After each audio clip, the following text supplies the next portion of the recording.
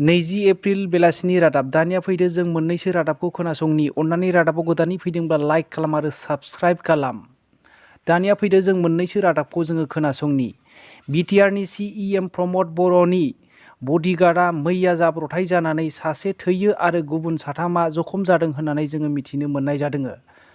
तामुलपुरनिफ्राय रङिया फारसे थांबाय थानाय समावहाय रङियानि 11 माइल होननाय मोनसे जायगायावहाय ड्राइभारा गावनि गारिखौ कन्ट्रल खालामनो हायियाव गोथौ हाखराव गोग्लैलांनो गोनां जादों। बेयावनो प्रमद बर'नि सासे बडिगार्डआ थैनो गोनां जायो होननानै जोङो मिथिनो मोननाय जादों।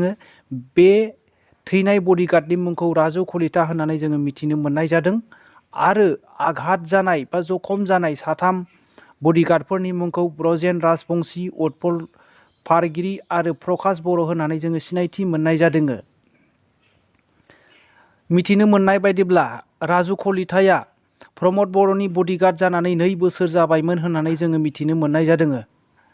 नाथाय खाफाल गोनां बिटिआरनि सीएम प्रमद बर'नि गारिया जेबो जायाखै, बिथाङा मोजाङैनो दङ।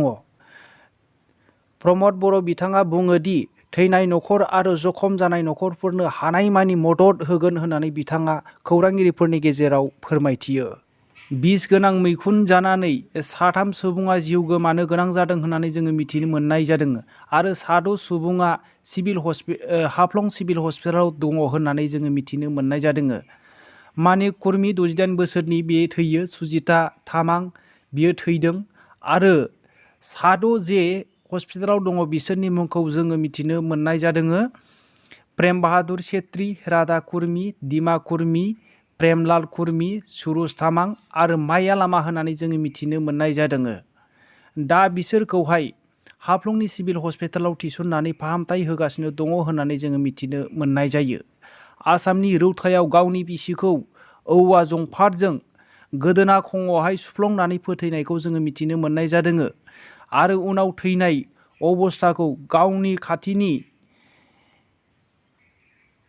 दैमायावहाय लांनानै गोथै सहखौ गारहैदोंमोन होननानै जोङो मिथिनो मोननाय जादों। उनाव गामिनि सुबुंफोरा सिनायथि मोननानै बुथारग्रा सुबुंखौहाय हमख्राब खानानै दोननानै पुलिसफोरनो गथाय हरबाय होननानै जोङो खौराङाव मिथिनो मोननाय जायो।